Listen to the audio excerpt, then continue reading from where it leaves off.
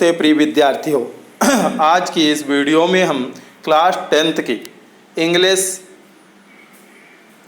की इंग्लिश की पहली पोयम डस्ट ऑफ स्नो को समझाएंगे। डस्ट ऑफ स्नो, हिमकण। डस्ट ऑफ स्नो का मतलब क्या हो गया?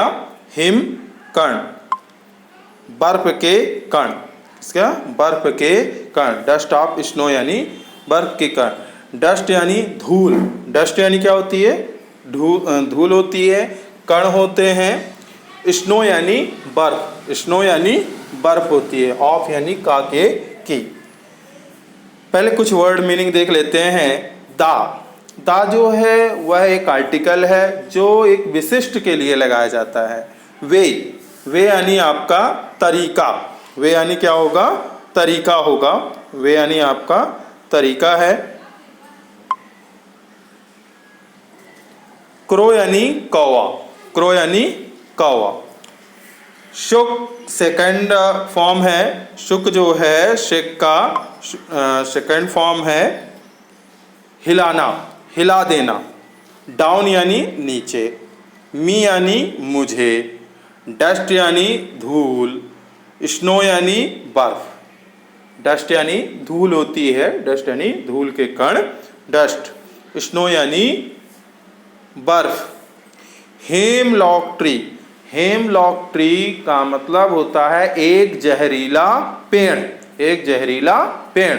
एक जहरीला पेड़, यह हम पोयम में जो है रॉबर्ट फ्रॉस्ट ने नेगेटिव सेंस के लिए हेमलॉक ट्री का प्रयोग किया है, क्योंकि और कभी जो होते हैं वह आप ओक का यूज करेंगे या किसी और पेड़ का यूज करेंगे, वो पॉजिटिविटी के लिए होते हैं। लेकिन यहाँ उन्होंने निगेटिविटी को दर्शाने के लिए हेमलॉक ट्री का प्रयोग किया है। यह धतूरे का पेड़, जो हम आप साधारण शब्दों में धतूरे का पेड़ जानते हैं, जिसमें कांटेदार फल होता है, सफेद फूल निकलते हैं। ठीक।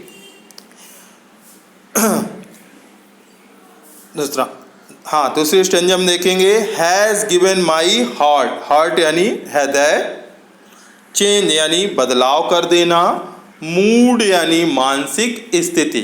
मूड यानी क्या होती है? मानसिक स्थिति। एंड सेव्ड, सेव्ड यानी बचा लेना। सम पार्ट यानी कुछ भाग। सम पार्ट यानी कुछ भाग। ऑफ ए डे, दिन का। दिन का, ऑफ ए डे यानी दिन का। I had rude. रूड यानी अत्यधिक दुखी होना, दुख ही में होना, दुख होना, अत्यधिक दुख होना।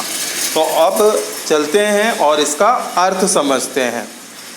फिर से देखते हैं स्टेंजा। इन पंक्तियों को स्टेंजा कहा जाएगा, पैराग्राफ हम नहीं कहेंगे, स्टेंजा कहते हैं पोयम में, इस बात का ध्यान रखें।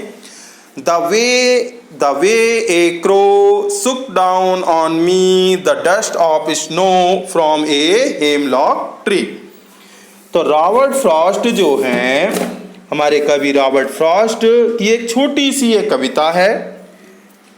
एक छोटी सी अपनी घटना का वह वर्णन करते हैं। कहते हैं कवि रॉबर्ट फ्रॉस्ट कि वह हेमलॉक पेड़ के नीचे खड़े थे। फ्रॉम ए हेमलॉक ट्री, वह हेमलॉक पेड़ के नीचे खड़े थे और ठंड का सीजन था। शीतकाल का समय था और पेड़ों पर बर्फ की पतली पतली परत से ढका हुआ था। हेमलॉक ट्री जो था हमारा, वह बर्फ की पतली परत से ढका हुआ था। जब बर्फ पड़ती है, जो बर्फीला स्थान होता है, उनमें पेड़ों में चारों तरफ बर्फ ही बर्फ होती है और पेड़ों पे भी बर्फ छाई रहती है, सभी जगह बर्फ ही बर्फ रहती है, तो पेड़ भी बर्फ से ढका हुआ था। अब वह हेमलॉक ट्री के नीचे खड़े थे। किसके? हेमलॉक ट्री के नीचे खड़े थे। तभी कहीं से कौवा, द वे ए क्रो, तभी कहीं से एक कौवा आया और उस हेमलॉक ट्री के ऊपर बैठ गया। जैसे ही बैठा तो उसकी टहनियाँ जो थी वह शुक हो गई, हिल गई। हिला दिया उन टहनियों को, और हिलने के कारण उसमें जमी पतली बर्फ जो थी वह झरने लगी, धूल के कण के समान मेरे ऊपर झरने लगी, अर्थात रॉबर्ट फ्रॉस्ट के ऊपर पड़ने लगी। कैसे पड़ने लगी? सावर की तरह। जैसे आप सावर से स्नान करते हैं, ठीक वैसे ही उन पर बर्फ की धूल के कण पड़ने लगे। ठीक है, उनके ऊपर बर्फ के कण पड़ने लगे। ये थे has given my heart change, has given my heart, has given my heart A change of mood. मेरा हृदय और मेरा मन मस्तिष्क परिवर्तित होने लगा।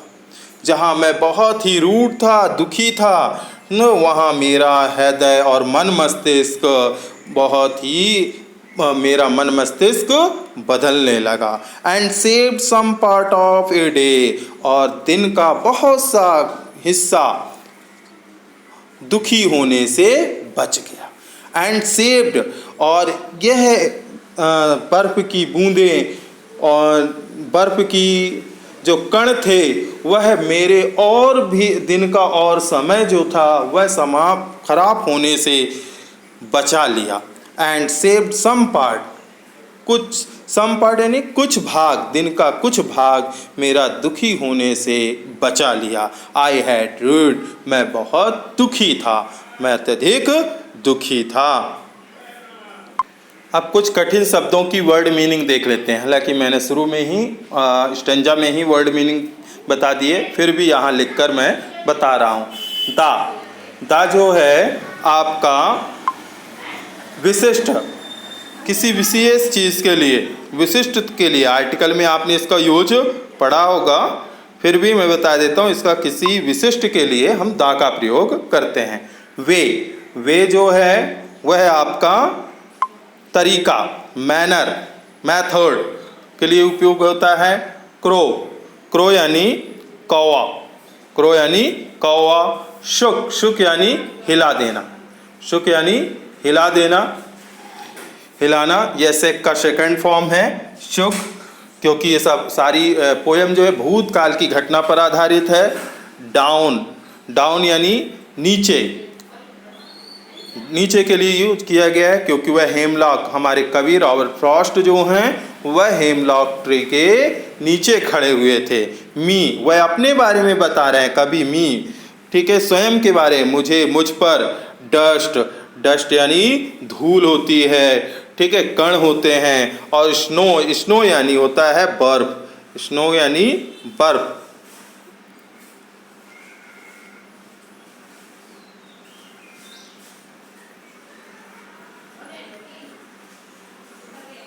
स्नो यानी बर्फ। अब आगे देखते हैं कुछ और वर्ड मीनिंग,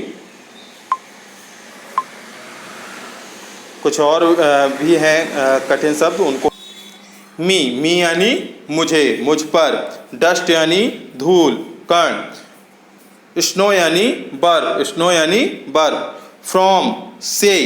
हेमलॉक यानी हेमलॉक पेड़ लिखा हुआ है, या यह एक पॉइजनस प्लांट होता है, जहरीला पेड़ होता है। या इसे हम और क्या कह सकते हैं? धतूरे का पेड़। क्या कह सकते हैं? धतूरे का पेड़।